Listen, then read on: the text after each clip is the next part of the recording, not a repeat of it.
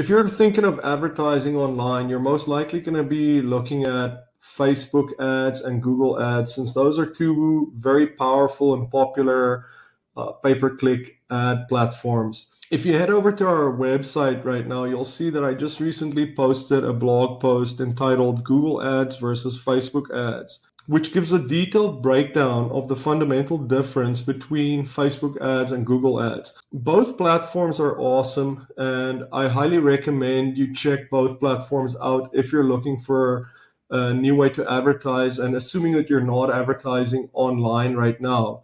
Now, when it comes to Google ads and Facebook ads, as you'll see if you read this article, there is a fundamental difference between the two.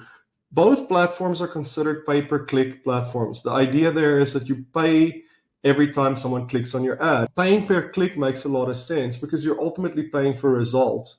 So firstly, with Google search ads, you get a true pay-per-click ad platform because you only pay when someone clicks on your ad.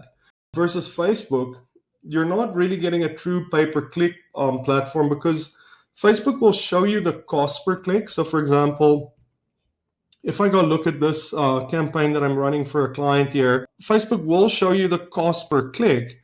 So you can break your advertising cost down to a cost per click.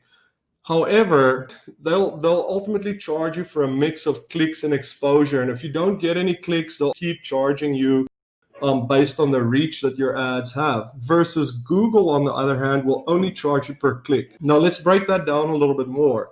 If you're advertising on Google, specifically with search ads, you can target specific searches. So for example, if you're a roofing company, you can, and we're based in Regina, Saskatchewan, so you can then set your ads up to only appear if someone searches for a roofing company in Regina. Now, that to me makes a lot of sense because that person is currently looking for a roofing company and I want to be in front of them. With Facebook, on the other hand, you can also try and target people that might need a roofing company, but because people don't go on Facebook to search for services and products, you're not going to get the same type of targeting. On Facebook, you do more demographic targeting. So for example, you could set an ad up on Facebook that targets people over the age of 35 who live in Regina, who have identified themselves in some way, shape, or form as homeowners. They might like pages that talk about home ownership. There might be some indication there that they're a homeowner. So Facebook has a lot of demographic information available that you can use to try and narrow your target audience down to the exact group of people that you want to target. So on Facebook, you could, for example, set a budget of $50 a day and show your ads only to that target market that you've set up. What Facebook will do is ultimately show your ad as much as possible. Whatever budget I have usually specified on Facebook, I find that Facebook will find a way to spend that budget.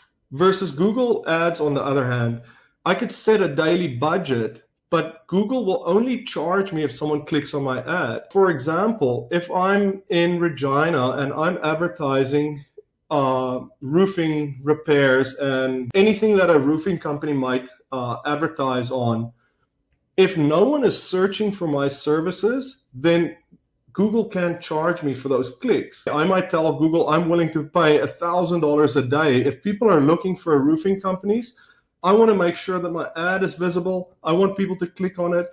Ultimately, I'm willing to pay $1,000 a day. But if there aren't enough searches, then Google can't charge me my entire budget. And that's one of the things that I do like about Google is that you can set a budget for those days when there might be a spike in searches. For example, what will happen when there's a big windstorm, you'll find that there's a spike in people looking for roofing companies because their shingles are blown off their roof. Or if you're a tree removal company, for example, you'll find that there's a big spike in searches for tree removal services because branches are falling off and stuff like that. So by setting a nice high budget, a daily budget, you can ultimately make sure that on those days when there is a big spike in searches, you can capitalize on those searches and still get found and still drive traffic to your site. However, if there are other days or seasonal periods where there are no searches, you're not going to be paying for any clicks, or at least not for a lot of clicks. So that's the one major difference between the two platforms. And if you think about it, when someone goes to Google to search for a service, they're ultimately looking for that service right now, or a product. They're way more motivated, and putting yourself in front of them makes a lot of sense at that stage.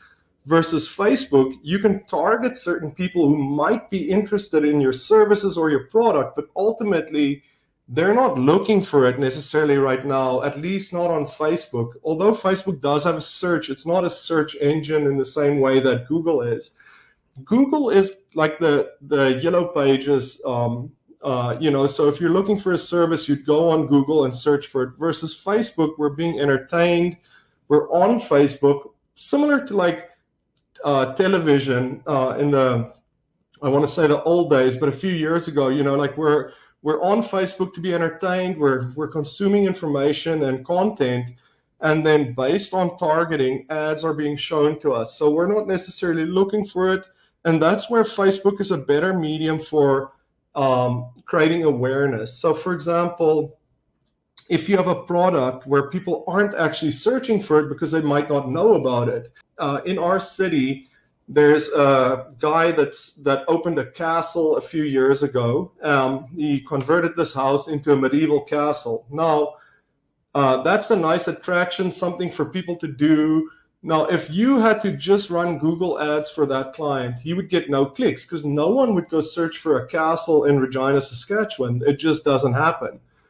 However, by doing Facebook ads, he could push his website or his brand out to people and say, hey, did you know there's actually a castle in Regina that you can go visit, and it's something to do. So in that sense, Facebook advertising is a lot more like television advertising or radio advertising or billboards, in the sense that, they appear where you are or where your eyes are, and they inform you of a product or service. So that's a quick rundown there of the main difference between the two platforms. What they have in common, both are massive networks. So for example, on both Facebook's ad network and Google's ad network, you can show ads on other people's websites and within other apps. So you might have gone, for example, to a newspaper website and seen an ad, and that ad might come from the Facebook network or Google network. So as an advertiser, you can get a reach outside of the actual platforms.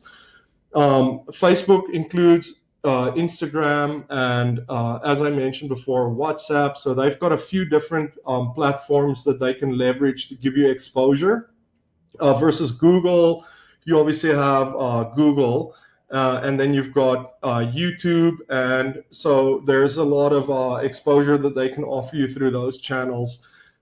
So besides exposure, you can do retargeting ads on both platforms. If you're not sure what retargeting ads are, if you've ever gone to a website, let's say an online store, and then the next day you'll see an ad for that online store, that's a retargeting ad. So it's an ad that follows you on other websites and platforms such as Facebook. So you can do those type of ads with both platforms. Obviously, if you want to follow or retarget someone on Facebook's network, you have to advertise through Facebook, and vice versa. So that's another similarity. Both platforms are amazing, very powerful. Typically, I would recommend doing a mix of both. Depending on your business or service, that's just where we need to determine what that mix needs to be. Is it 80% Facebook and 20% Google ads, or vice versa? That's why it's important to know what the fundamental difference between these two platforms are, so that you can look at your business, look at the services or products that you offer, and ask yourself, which of these two advertising platforms will give me the best bang for my buck and ultimately the best results? Hopefully this video was useful. If you have any questions, or if you need someone to help you run your ads, feel free to reach out to us. We'd be happy to help. Thanks. Have a good day.